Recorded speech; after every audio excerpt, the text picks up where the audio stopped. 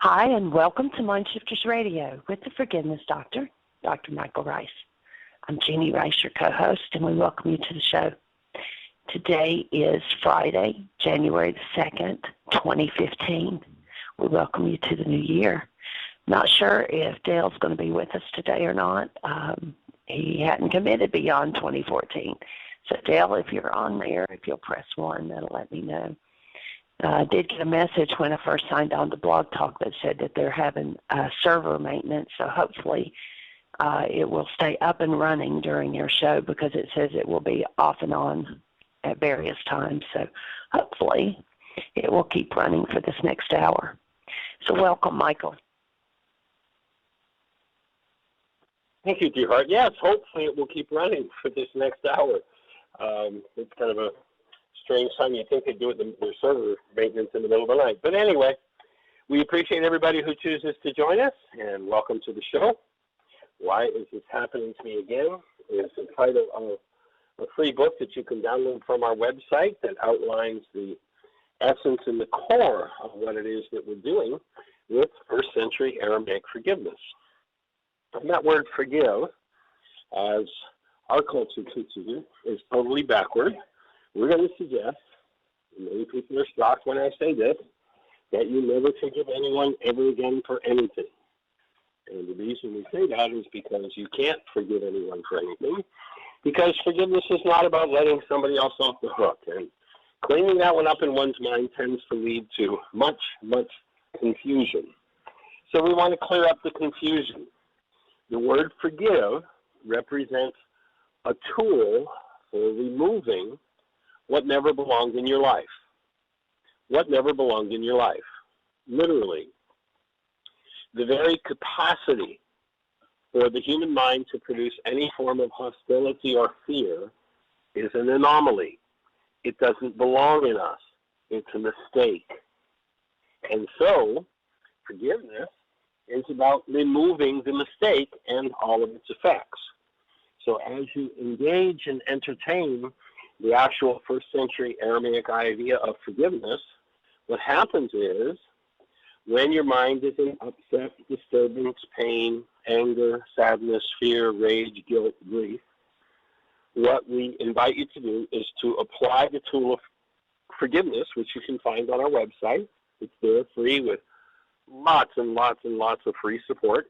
And you apply the tool of forgiveness not to the person that you're blaming currently, not to the situation that you think is the cause of your pain, but to the actual cause of your pain, which is internal. And as you apply forgiveness internally, you literally remove, literally take out of the structure the very capacity for any form of hostility or fear. And as you do that, you undo the past. You undo what is in your structure that is based in error. The first question we ask in our workshops is, how many have ever held a newborn child? And you'll notice when you hold a newborn, there is an experience. The experience is this direct, awesome, active presence of love. And you watch how little it takes for people to give that up. How easily they can say, my human life and my relationship with love is not worth the powder to blow it to hell. I'd rather do hostility right now. I'd rather be angry with you. I'd rather blame you.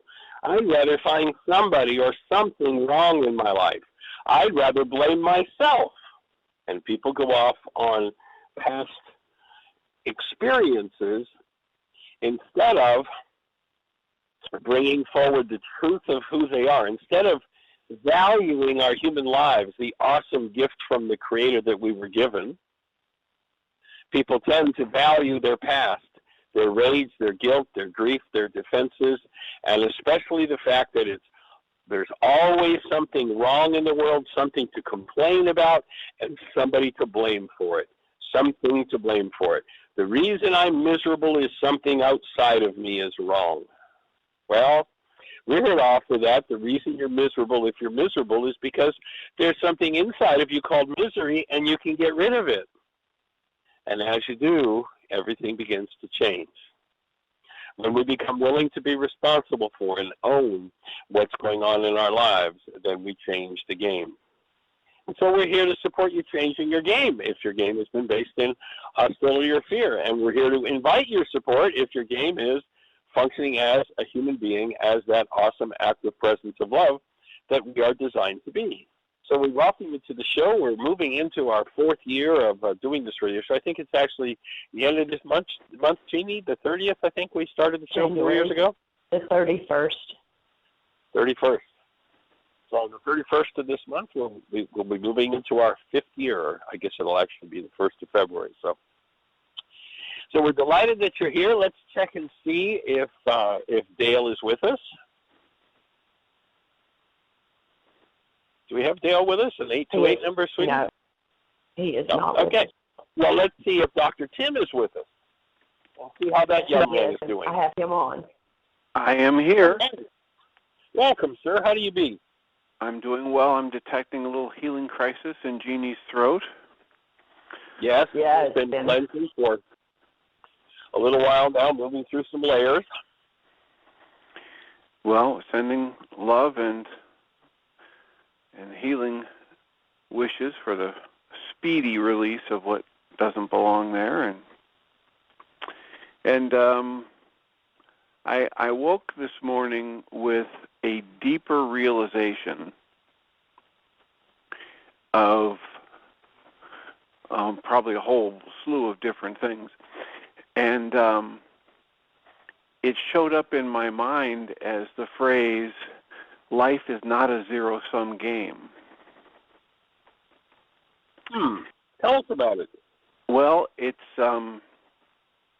just has to do with probably resonating a number of different things I've been reading from Course in Miracles and Way of Mastery. It's pretty much the opposite of the culture's belief that says if I give something away, I've lost it. And right. And a lot of different things in Course in Miracles talks about the only way to have something is to give it to those around me, because we're all connected. We're all the same. And the unity of our existence in this energetic field and the laws of resonance and reciprocity, they all say that if I try to hold on to something and keep it from someone else, I'm depriving myself of it. And so it's not about, I've got 100 units of love, and if I give all 100 units away, I don't have anything left for myself. It's about, if I've got the energy of love in me, the only way to keep it alive and growing is to extend it in every interaction with every person and everything. And it's not about giving and taking, it's about the flow. And of course, when I had these kinds of deeper realizations, words pretty much fail, but I was left with a very peaceful, pleasant sense with the phrase, is it the Course in Miracles lesson, A New Beginning, that you do, where they talk about get up in the morning and decide what kind of day you want and then give it to everyone and everything, because that's the only way to get it, is to give it away? That's it. That's the lesson. That's one of the reasons that's my favorite lesson, or one of my favorite lessons. Yeah, and so that's just a deeper realization of that truth, that if I want a loving day, I have to go give a loving day. And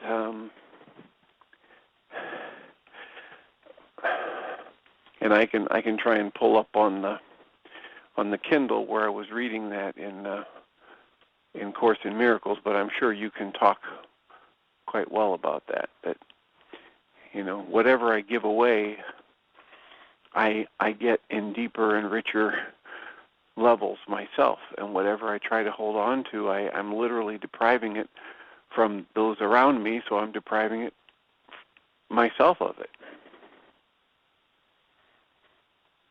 Well, I think one of the places to apply that one too, that for me has been really powerful, is to recognize that when I withdraw love from someone, it looks like I'm withdrawing love from them, but the truth is, now that I've withdrawn love from quote-unquote them, it's not available to me.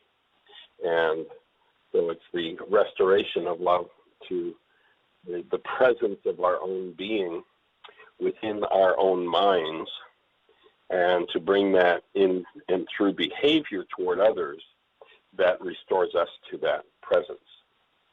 And to me, it's just an awesome understanding to have and to apply. You've got a passage to share with us? Well, I'm turning on the Kindle. Maybe I'll get there, but it's to my mind's eye and ear, it's peppered all through the Course in Miracles and Way of Mastery, that because we are all connected, anything I try to withhold from someone else, I'm depriving myself of. And everything I give, whether it's of a positive or a negative nature, I'm getting, I'm getting the original. They just get the carbon copy. Where have I heard that before?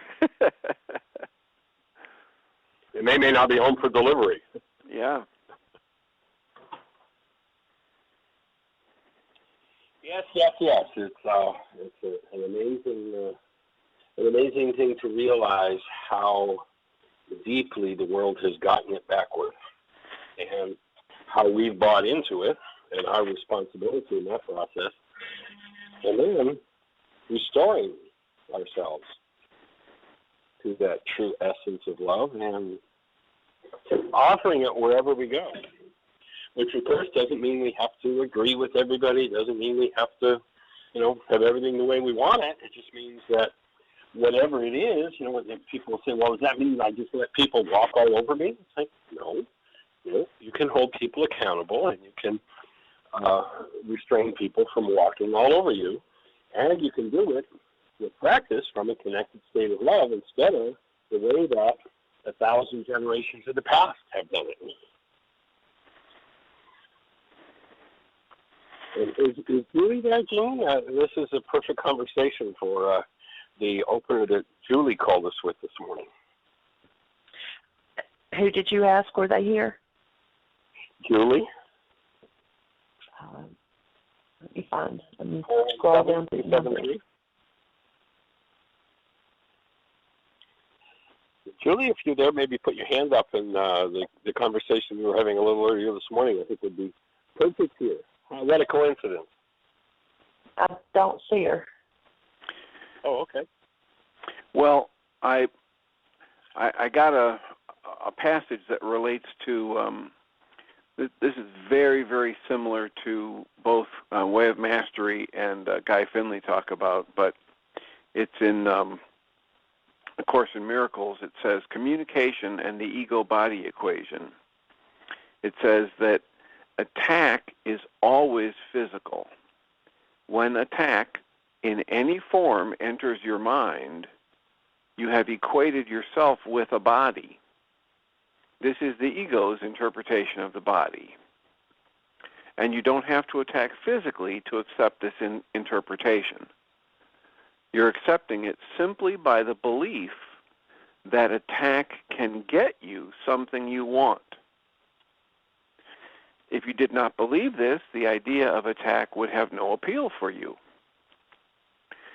When you equate yourself with a body, you will always experience depression. When a child of God thinks of himself in this way, he is belittling himself and seeing his brothers as similarly belittled. Since he can find himself only in them, he has cut himself off from salvation. Remember, the Holy Spirit interprets the body only as a means of communication. being the communication link between God and his separated sons, the Holy Spirit interprets everything you have made in the light of what he is. The ego separates through the body. The Holy Spirit reaches through it to others. Of course, all attack is physical because when we engage in energy, we put it into our physiology, into our own energy system. Yeah, another line a little bit later on says, communication ends separation. Attack promotes it.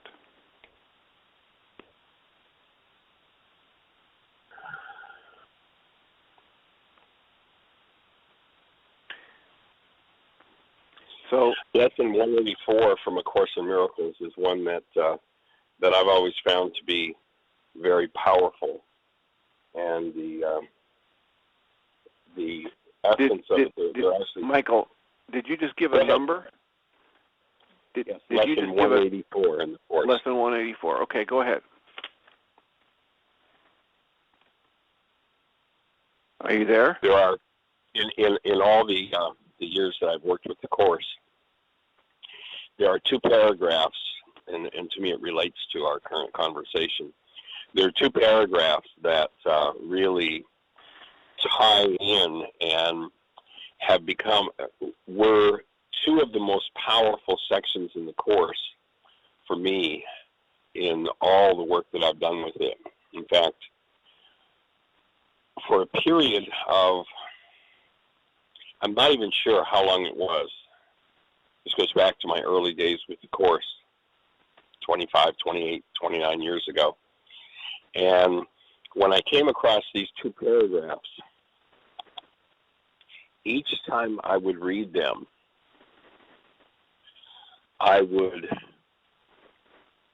go into instantly an altered state. And then one day and so I would read them regularly. I mean, one day I picked the book up and read them, and it was just words on a page again, as it had been, previously. But this, I don't know, a sensitive period for me. Something was opening, something was processing. I don't know exactly what was happening, but it was really powerful for me. And there are paragraphs down toward the bottom of that particular lesson 184.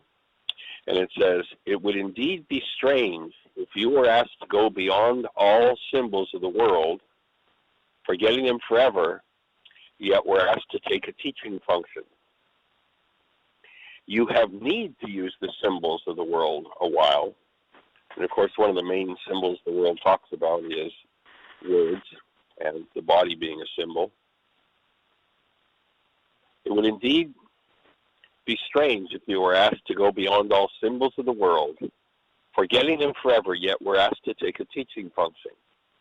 You have need to use the symbols of the world a while, but be you not deceived by them as well.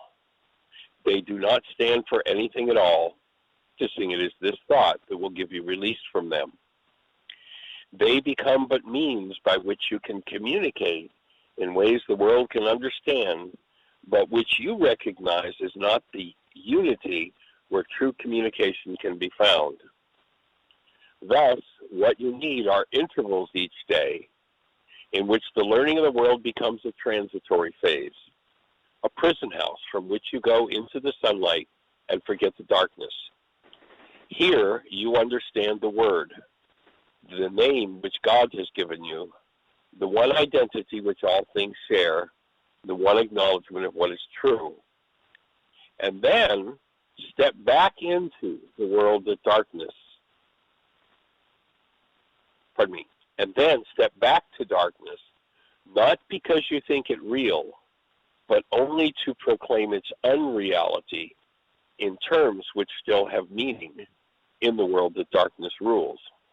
So all the words we use are about darkness, and we can use them to dissolve our belief in them, which ties right in with the whole forgiveness process, the dissolution, the removal, the decay of the output of the mind of the past and the awakening to the light and the truth and the love of the present, which, of course, the past does not particularly want us to do.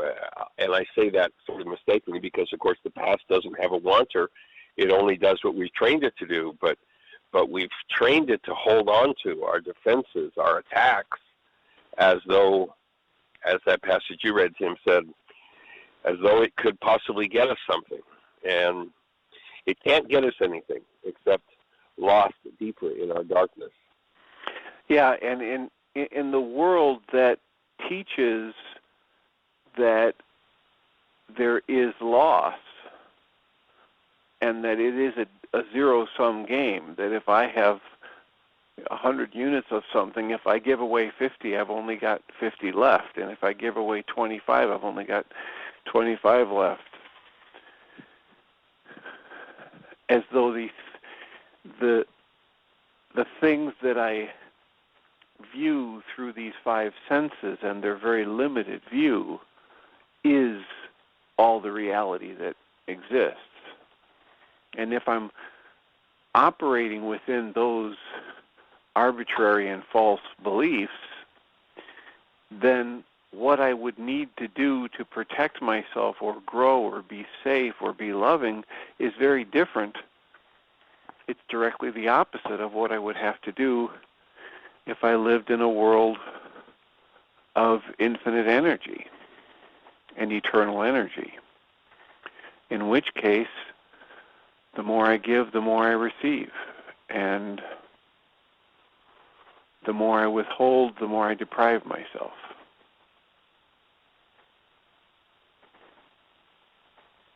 And yeah, it certainly does go beyond words in a heartbeat.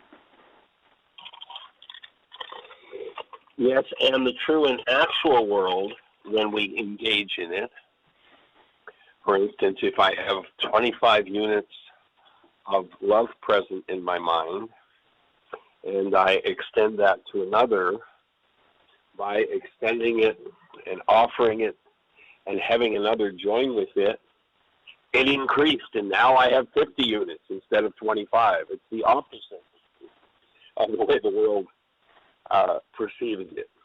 And the only habit I need to overcome is the habit of the past, of being buried by the past dynamics. You know, we talk about in the workshop power and commitment, we talk about the idea of personal power as being the ability to be continuously aware of and function out of our highest guidance. But when that old hostility and fear-based mind comes up, it really doesn't want anything to do with our highest guidance. It wants to stick to the good old family feeling, and once we realize how self-destructive that is, the willingness to forgive it, the willingness to remove that is just the most awesome thing we can step into, and yet it is the thing that the non-being mind values the most.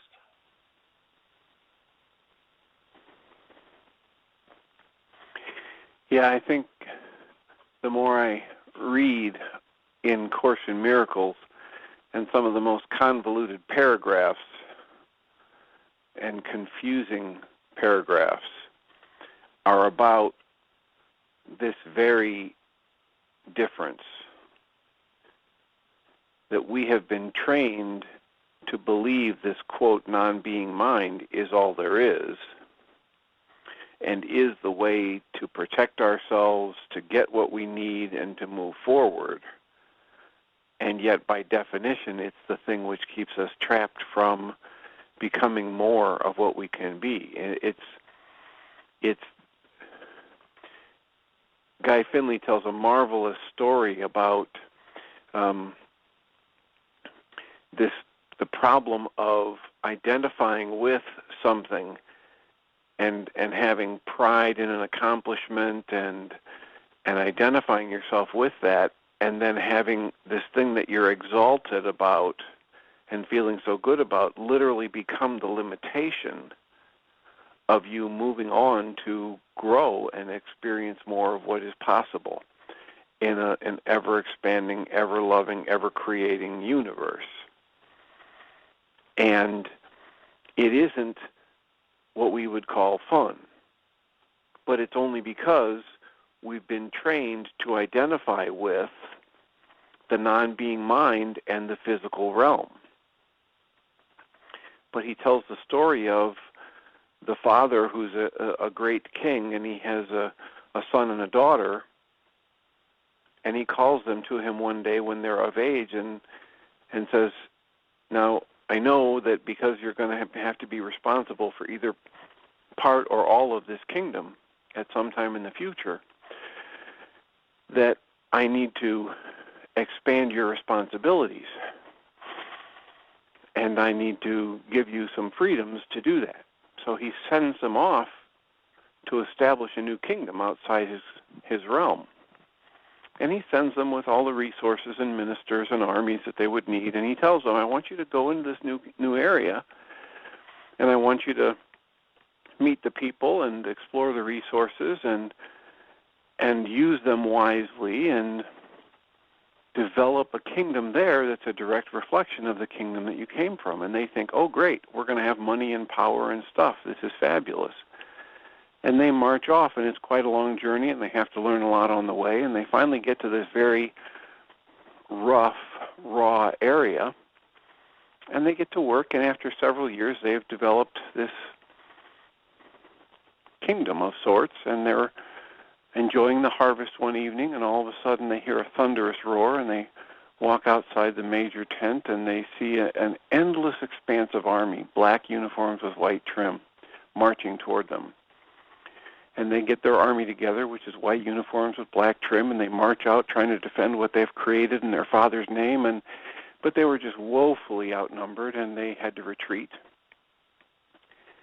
And they're shocked that they've lost everything, and they both decide they can't go back to their father and tell him they gave up, so they decide to move out into another area, and maybe if they could establish a kingdom there, then their father would be proud of them, and he would understand that they just got overpowered by something they couldn't deal with, and that's why they lost the kingdom he sent them out there to conquer. So it's rough. It's the new kingdom area is a wilderness area. It's even rougher, and there are fewer minerals and nastier people, but it's not too many months they're in the new area, and they realize that things are going far better here than they had ever imagined, and it was kind of silly that they were satisfied with what they had in the last kingdom. And Guy breaks into the story and says, and have you ever had a relationship in your life that wasn't really very good for you, or a job where you were just barely getting along and tolerating it because the money was just what you needed to survive, and you clung to it like life itself, and then you got dragged kicking and screaming out of that situation, and you thought it was horrible until one day you woke up and realized, oh, this is a lot better. Well, that's kind of what the son and daughter were going through when they got kicked out of the first kingdom. And it wasn't too long before they had their crop coming in, and they had their celebration going, and they were feeling very proud of themselves, and here comes the black army with the white trim again. And they're thinking this time, because they've had more time and they've had more people join their forces, maybe they could prevail, but there was no prevailing, and they were kicked out again. And they went through time after time of having this great exaltation with what they had created and their pride and what they'd accomplished. And then this tremendous frustration and loss and bitterness, because it turned out they were overwhelmed and they were pushed out of what they thought was the best they could ever have. And then they moved into something else that became an exaltation, and they realized, oh my gosh, this last thing was a limitation. Well, it happened not 2 or 3 times, but 7 times, and they finally decided, wait, this can't be what Dad had in mind. Let's go back and talk to our father about this. And they make the long journey back to the kingdom, and their dad's not there. So they're waiting around, and this is the kingdom they were born and raised in. But now they're quite more mature as adults, and they're spending some time relaxing and walking around the kingdom. And the daughter goes out and finds at the far end of one of the areas she'd never been in, an enormous warehouse. And when she goes into the warehouse, She opens it up, and she is just stunned, speechless, because this warehouse is full of black uniforms with white trim. So she's shocked and stunned, has no words, and she goes back to get her brother to bring him out to show him what she found. And on the long journey back to this big warehouse, it starts to dawn on her. And she gets there with her brother, and she shows him, and he is lividly angry. How could this be? How could our father set us up to achieve these things and then steal them from us? And again, set us up to achieve more and then take them from us. And the daughter says, I think I understand. I think our father needed us to know that it's all his kingdom, that we will never go anywhere or do anything that he doesn't have a hand in. And it's only by us taking pride in and identifying with what we think we've accomplished in that physical realm that we limit ourselves from the next level and the next level that he has in store for us. And this is a lesson we would never learn if we just stayed comfortably in what we had recently achieved and become identified with and then defended violently from the movement of change and energy in life in the universe. And he says this is part of the ancient wisdom that goes with a statement like, my Father's kingdom has many mansions. And it's really mansions within mansions within mansions. It goes beyond the ability of us to perceive it with our five senses. But every time we think we're done, we're not done. And I think it's awesome to recognize that if we decide to step into a conscious space, that we can be aware of that and go, as the ancient scriptures speak, from strength to strength, that we don't have to get lost in one strength to acquire another, and that as we open to our true creative process, the whole of our lives becomes this creative process. And all we have to do is recognize that if hostility or fear surfaces in us, then it is based in information and energetic patterns founded in loss. And as we apply forgiveness to that loss, it disappears, and we go on to the next level and the next step of our creativity and this awesome game of life, so that we literally are conscious creators continuously. We go from conscious creation in strength to the next conscious creation in strength. And to see that if we have the tendency to fall back to something else, that's where our forgiveness work is. That's what needs to be dissolved in order to really truly live in our highest guidance and have true personal power all the time. And of course, one of the things, the games that the non-being mind will play, is it will find somebody else to blame for that. Oh, well, if I just get rid of them, then I won't have this problem. And the continuous willingness to open to new levels of creativity, to stay in that state of conscious creation, instead of settling into replicating the past, the replicant mind. It's pretty awesome, and yet the temptation to fall into the old ways is so deep, and the forgetting is so intense that it takes great willingness and work to keep moving into new levels of what are we going to create, rather than I have to clutch, I have to cling, I have to hold on to something from the past. Well, and it puts me in mind of Dale's definition from the ancient Aramaic of the word faith.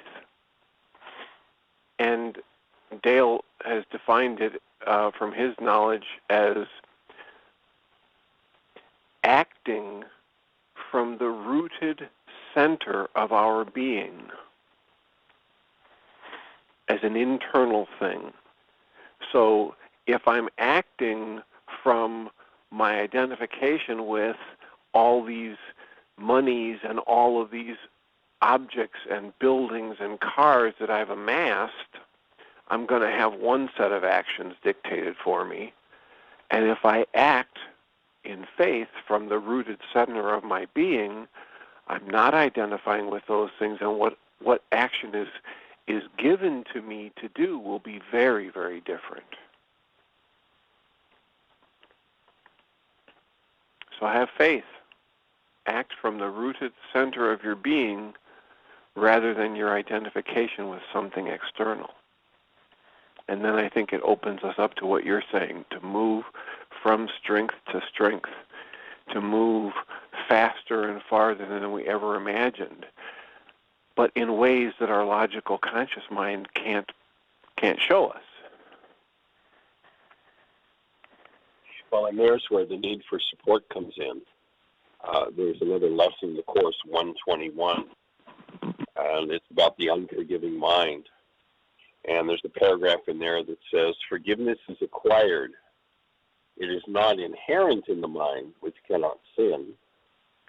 As sin is an idea you taught yourself, forgiveness must be learned by you as well, but from a teacher other than yourself, who represents the other self in you. You know, the non-being mind, made up of all of the dynamics of the past, isn't going to teach itself forgiveness, isn't going to step into willingness, and that's where that helping hand is needed. And of course, for someone who gets caught, especially when they're in their hostility or fear, but they think they already know everything. You know, well, I already got it all handled. It's you that has a problem. The mind that's saying that is in turmoil itself, thinking it has the answers, is in need of a hand up and the ability to acknowledge, you know, I don't know. I come from a power person dynamic where I have to be perfect and know everything, but the truth is I don't. And so I find myself going in these cycles and circles. So stepping into the willingness to be taught, you know, that's such a huge piece to the puzzle, is the willingness to be taught and the willingness to learn. So that last one, Michael, was that 122? 121, lesson 121. And again, it's a paragraph down toward the, about two-thirds of the way down. Forgiveness is acquired.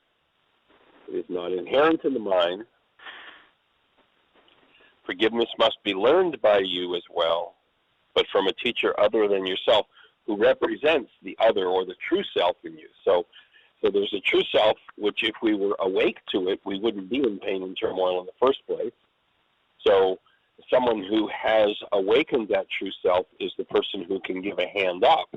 And, of course, they are the representative, according to this lesson, of that true self in us when we've fallen into identification with something that isn't who we are. And so the willingness to be in that space of being teachable and to reach the hand out and say, okay, I'm ready for a hand up. I got it. I don't have to know everything. It's a huge piece of learning.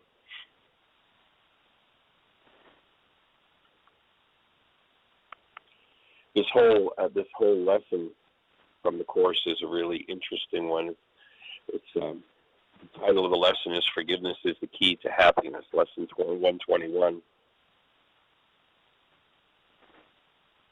And I love its description of the unforgiving mind. If you, it's really quite entertaining to listen to this description and then to really truly be honest with oneself of how much time do I spend there, and what I most want to proclaim, how I know that's probably the exact space that I'm in.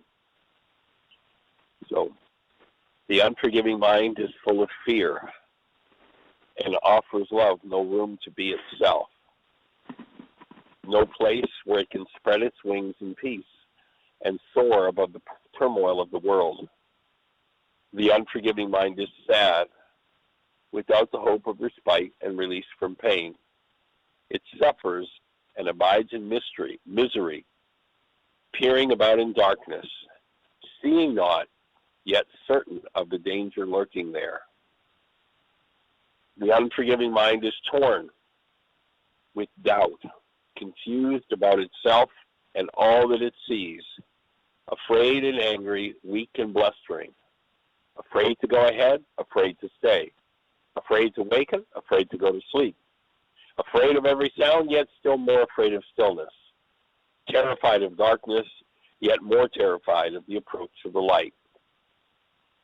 What can the unforgiving mind perceive but its own damnation? What can it behold except proof that all its sins are real?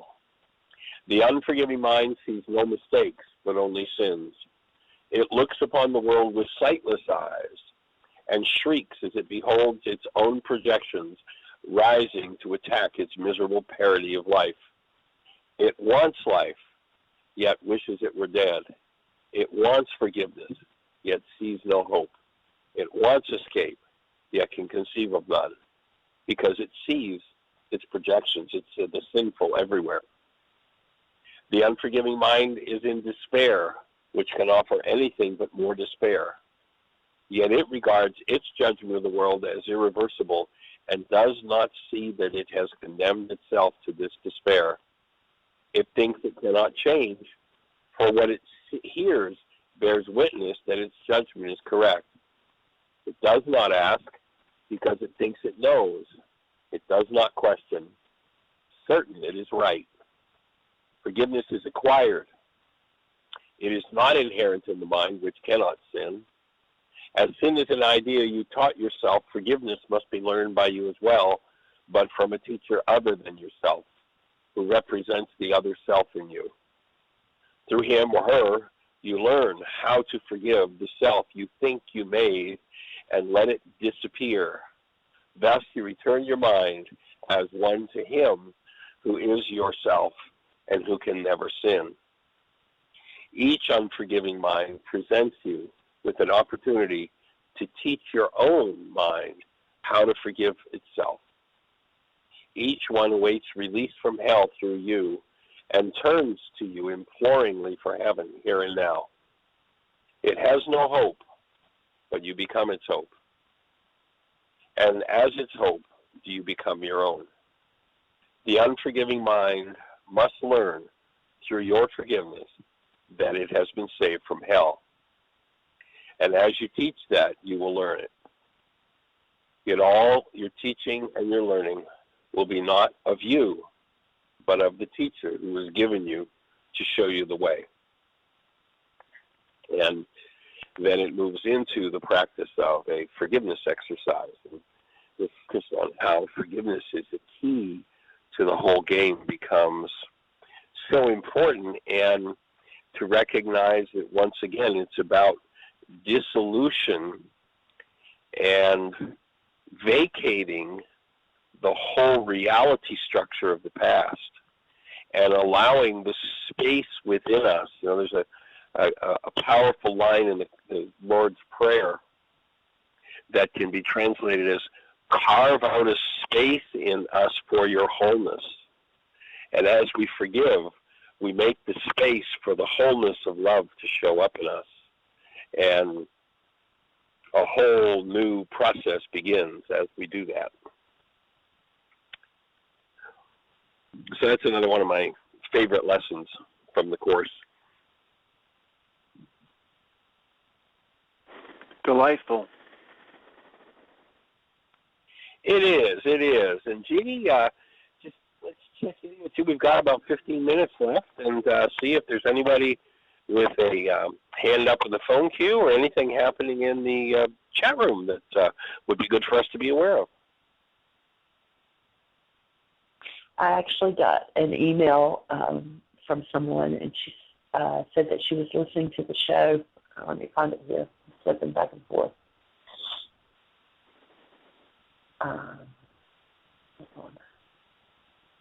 She says, I'm listening to Dr. Tim and Michael, and I observed that when I actually feel love is when I am giving love, more so than when I'm receiving it. And at the same time she wrote that, Angela wrote in the chat room that she had had a big breakthrough, and that in the Aramaic when it says love your neighbor as yourself, and that in Aramaic it says neighbor is anybody that you think about. And she says there's really no choice but to love your neighbor as yourself, because they're all projections in your own head of your neighbor or anybody. Everyone else is just a projection of yourself. And so she said she had really gotten a big breakthrough on that one. We do have a hand up. Well, let's just reinforce that before we actually go to our hand up, and that is that when I am the space of love, loving neighbor, loving self isn't about, something syrupy that the culture has taught us to do, but when I am the presence of love, and I hold that active space of love for all of my projections, whoever those projections are of, myself or someone else, if there's anything that is not true in those projections, then those projections dissolve and I'm freed of them. That's forgiveness. So I am freed of my projections of myself as less than or whatever's going on when I can maintain that active presence of love 24/7, 365. And let's go and see what our caller has to say. Okay, and Angela just wrote in there, yes, that her projections have changed. So that's cool. Our caller is area code 541. You're on the air. Hello, Dr. Tim, Dr. Michael, Dr. Jeanie, Dr. everyone out there doing this work. Hey there, young lady. Hi. Happy New Year. This is Julie from Oregon. Happy New Year. Yeah, there's that wonderful Julie in Arkansas, Julie Haverstick, and then there's this wonderful Julie out here on the West Coast, and so I always know which one you're talking about, and she probably does. But anyway, lately I have been reading, I think this kind of fits in, I've been reading in the Course in Miracles also in Chapter 8, Section 5, and the sections that precede also. The chapter is called The Journey Back. And what it talks about is the will, the willingness and the will, and that the Section 5 is the undivided will of the sonship, and that we are really God's will. And so when we're in conflict, it's because we aren't sure where to put our will, which God gave to us.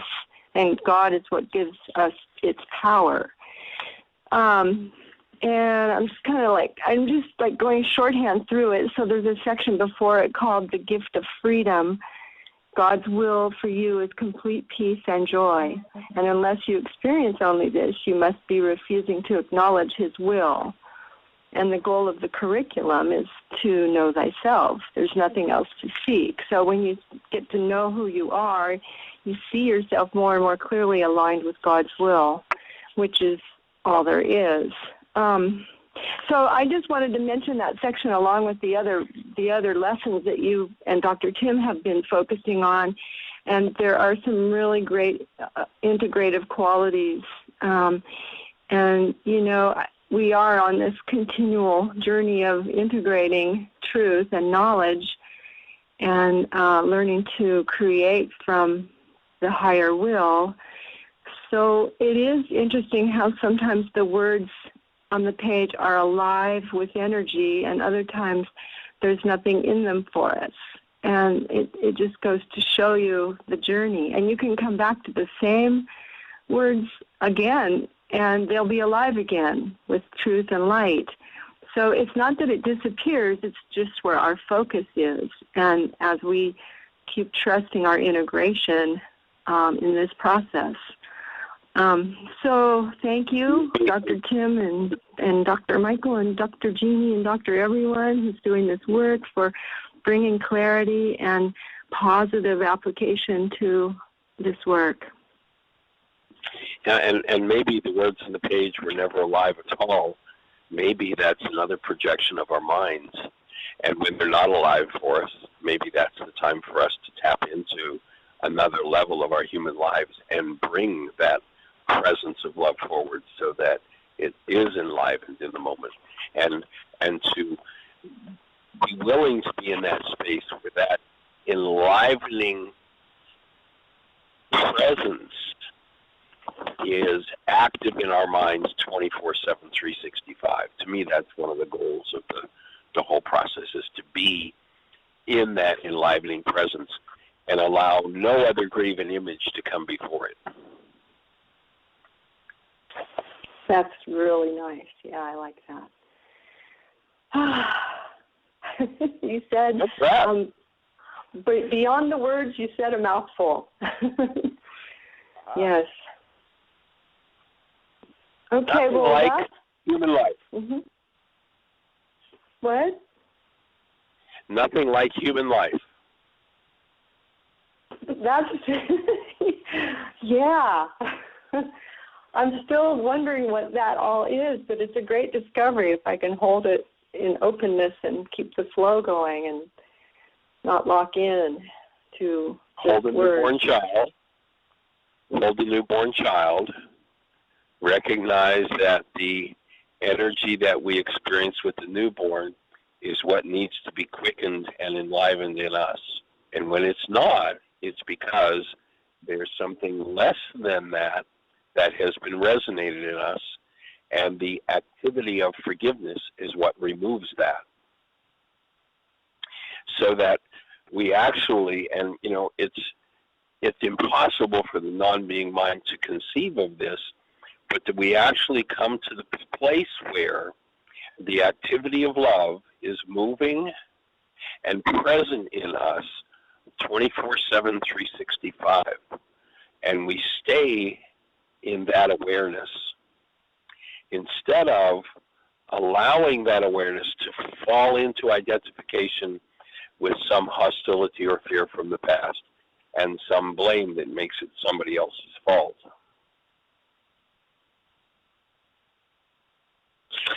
Yeah. One day, and you just triggered a memory in me. One day I got this little message of a way to approach something, whatever it was. You know that expression, what would Jesus do? Yes. What would a newborn do? Yeah, well, there's the measuring stick slate. for behavior. Yeah. There's the best measuring stick I've been able to come up with for behavior is, if you can imagine a newborn doing it, then go for it. If you can't, probably not a good thing to do. And a newborn is more of this clean slate, all powerful. And so why would I want to put the past on this new thing that I'm being presented with? Yeah. So being fresh and alive in every moment is the challenge. Fresh and alive at every moment. Bringing the presence of our human beingness to every moment of our lives and not sinking into the ease and the discomfort, the comfortable discomfort of the past. You know, oftentimes people, when we invite them into doing the work, they say, well, I could be doing that for the rest of my life. That sounds like so much work. That sounds so hard. It's like, well, my input is that following the patterns of the past, the hostilities, the fears, the blames, the guilt, and all of that, is all automatic pilot. It takes zero effort to do that, so it's effortless. It is, and it's a very, very hard way to live out of those dynamics of the past. The repeated trauma and drama and pain, although it's familiar, for most people is a really hard way to live, but it's effortless. We get mixed up sometimes, the difference between effort and hard. So people say, well, doing your work all the time, that sounds hard. No, actually, that's an easy way to live, but it takes effort. There's effort required to do your work. There's no effort whatsoever required to stay in the good old family feeling, the dynamic of 1,000 generations that are stuck in inertia. And if you remember the definition of inertia, a body moving in a particular direction, a particular rate of speed, tends to continue to move in that direction at that rate of speed until it's acted upon by an outside force. And so it's effortless to live in that energetic dynamic. But it's hard, it's tough, it's difficult, it's miserable.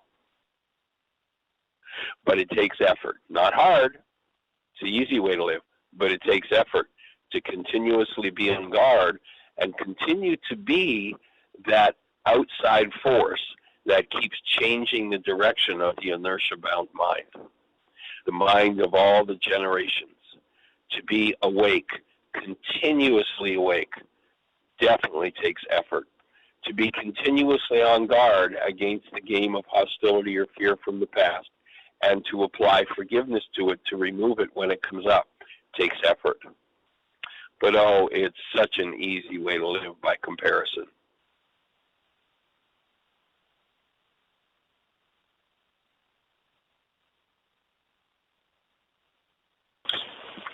Yes.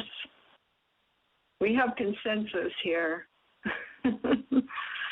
Mm-hmm. All right. Well, you have an awesome new year, the best one yet of your eternal life. Our time is running just about out. We're down to a few seconds, so I'll just say that we appreciate you, Dr. Tim, and hold the space for you to have the best year yet of your eternal life. Julie, thank you for your call, and Jeanie, and we invite you to come and join us. We're going to be at Unity in the Woods in Bradenton on Sunday morning at 10 o'clock, and then 11:30, and then a potluck lunch, and why is this happening to me again from 1:30 to 5. And then the next Sunday we'll be at Unity North in Tampa. We'll be doing actually a full week of workshops there. Then the next week we'll be doing a full week of workshops at Unity in St. Petersburg. So come and join us. You can go to our website, whyagain.org, and download all the flyers. Just click on the schedule and go into the link to the flyers, and it'll tell you all the details. Come and play. We'd love to have you with us. In the meantime, bring a stranger to the show tomorrow and create the best year yet of your eternal life. It's an awesome gift to give the world. Blessings. Thank you for listening to MindShifters Radio.